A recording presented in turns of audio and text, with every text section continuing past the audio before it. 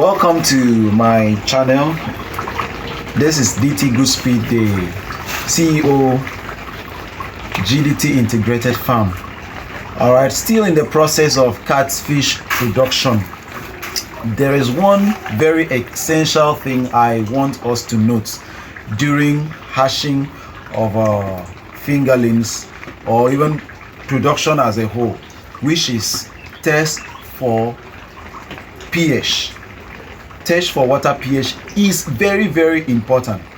Apart from just injecting your catfish, the eggs get hatched, water management is very, very important. So I'm going to be showing us how to test our water to know the pH value and know the right thing or the right additive to add to it, whether it is acidity or it is alkalinity or whatever. So I'm going to show us. Please just stay with me as I educate us.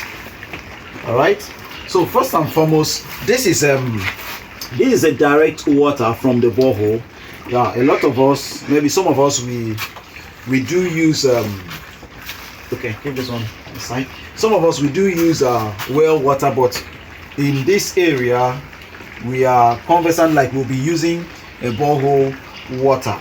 Apart from just testing the pH value of your water, it is very, very necessary that you take your water to the lab so that they can also test for some nitrogen, iron, sodium, and the rest of the things. There are other chemicals that are that is very bad, like it's a problem to fish farming. So just take your water to the lab so that it get tested, just to know your water parameters. But today I'm going to be showing us how to test for the pH value.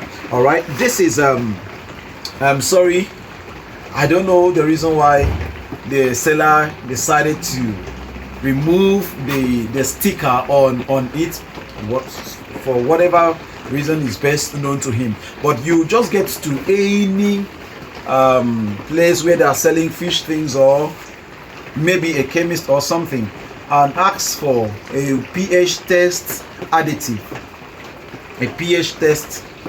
and it will be given to you. So I'm going to show us how to read off the color using this photo that I printed. So let's get going. This is a syringe, a 5 ml syringe. Just draw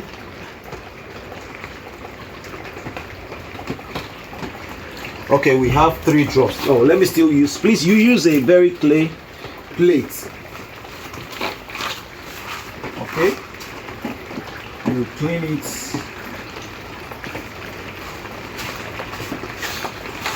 All right, this water is directly from the borehole, not yet treated.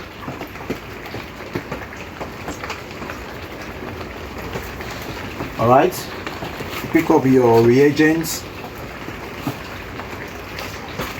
Let's just say each meal should be 1 drop. So we have 3 milligram.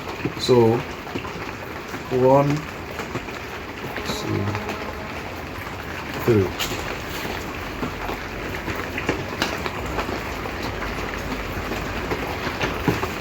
So you stir it a little.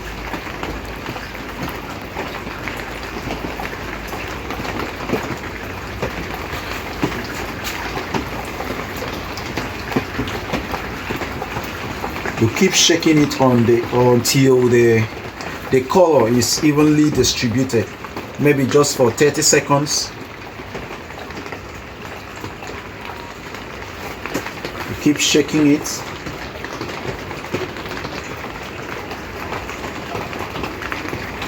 All right, I think just bring the camera close. We have a clear color now. Now see, this is almost like red color. All right, you can see the color. All right, now reading the color with from our charts, these are like almost like either a blue, a red color. Now if you check the charts, you see it's number 2. It's number 2. All right, kind of a vinegar acid or stomach acid, number 2. So at this point, you have having a pH value of 2. It's very, very risky. In fact, you see, I say fish production is being affected even at number 4. So which means this is very acidic. You don't even try it to produce your fish at this condition or at this pH value. This is number 2. So the best pH value for fish production is 7, where it is neutral, but between 5.5 to 8.5 is very, very okay. You can see it. So we have pH number 2. So it's very, very acidic. So we have to, what do we need to put in the water to take it to either 7, either 6, 7 or 8? So it's very, very acidic. So we need to use our sodium bicarbonate. Sodium bicarbonate is very, very okay. So around here, what I'm going to use, I'm going to show us, is sodium bicarbonate. So remember I said for effective hashing, you need a dedicated tank, water reservoir for your hashing. You understand? So if you are using maybe 2 or 3,000 liters, like this is 2,500 liters of GP tank.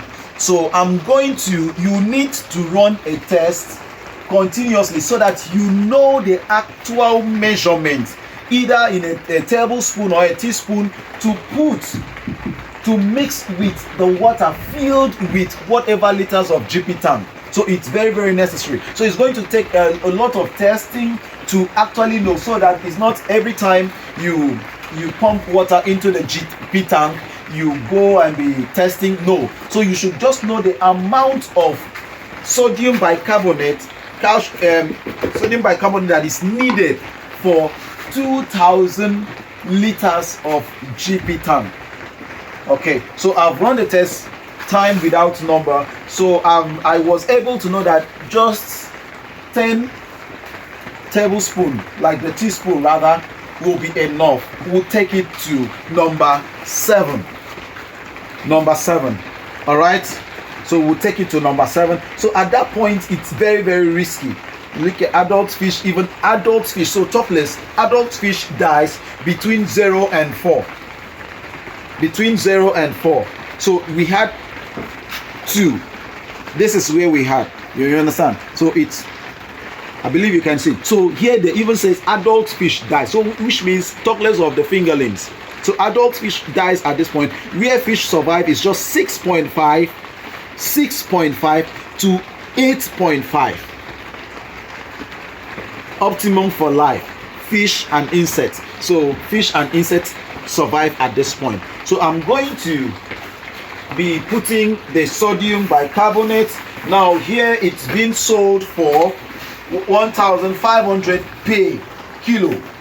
A kilo of it is being sold for 1,500. So I will be putting it in my GP tank and also run the test again so that we see to know where the pH value will be. All right, so thank you. All right, I've been able to put about 10 teaspoons of sodium bicarbonate, which you can also say alkaline salt, into the GP tank. All right, so let's take another sample, a sample with bicarbonate. So I'm going to be taking the same 3 ml. All right, and pour this off. All right.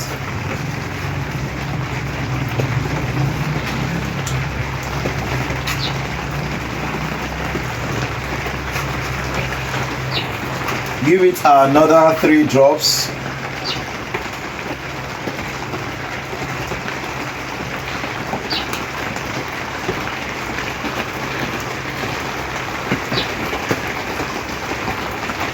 All right, and start.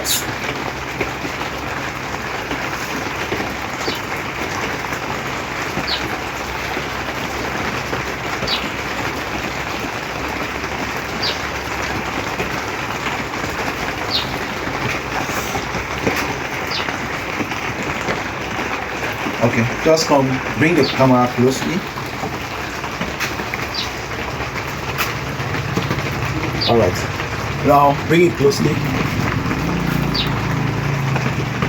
I believe you can see. So this color is somehow yellowish green. Yes, somehow yellowish green, which falls in between 6, 7 and a little of 8.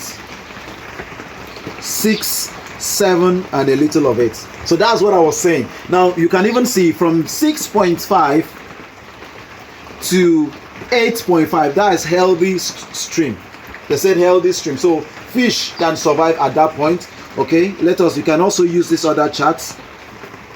So it's between, reading of this, it's between 6.5 and 8.5. Remember the first test that we did, it was directly from the borehole, and we saw that the water was so acidic. Fries, fingerlings, jumbos, adult fish cannot survive. They will die at that pH value. So it is very, very necessary that we test, or this recommendation, or advising any potential somebody that wants to come into you want to come into fish farming. It is very, very necessary that you know the pH value of your water. Now there are other water parameters that have not been tested, which I've done that already. I've taken the water to the lab and I know it's very, very okay. So it's very necessary that you know your pH, the pH of your water, for effective production. In fact, water management constitutes about 70% of your success in fish farming. I won't even talk about the hashing. So it's very, very important you test your water for effective and a successful fish production. So that will be all for water tests, for water pH testing, and I hope you've learned a lot from the video you've just watched. Please subscribe to my channel. If this is the first time you've watched us, please subscribe to our YouTube channel. Turn on the notification button so that a video, an educative video like this, is being posted, you will see it. And secondly, we have a page. Like our page on Facebook, GDT Integrated Farm. Very important, so that whatsoever question you have concerning hashing of fries and also production of catfish, I will always be there to answer. Thank you for watching. God bless you. See you next time.